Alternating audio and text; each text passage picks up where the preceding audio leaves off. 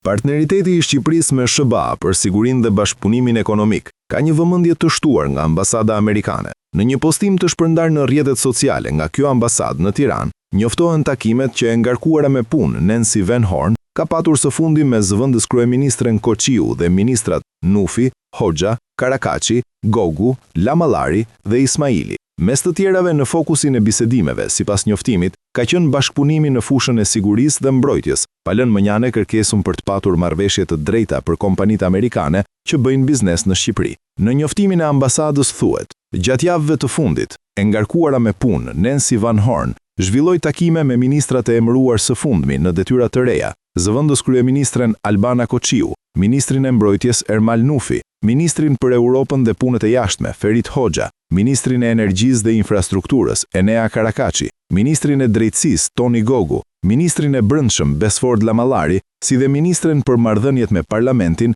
Eriona Ismaili. Zonja Van Horn ritheksoi përkushtimin e ambasadës së Shteteve të Bashkuara në zbatimin e agjendës së shtëpisë bardhë të Trump, eliminimin e plot të karteleve të krimit të organizuar, bindjen e aleatëve të NATO-s për të respektuar angazhimin e tyre të Hagës për shpenzimet në fushën e mbrojtjes dhe marrëveshje të drejta për kompanitë amerikane që bëjnë biznes në Shqipëri. Ne vazhdojmë të punojmë me partnerë në të gjitha ministritë dhe institucionet që ndajnë angazhimin ton për dhënien e rezultateve si për amerikanët, ashtu edhe për shqiptarët, thuhet në njoftimin e ambasadës amerikane në Tiranë.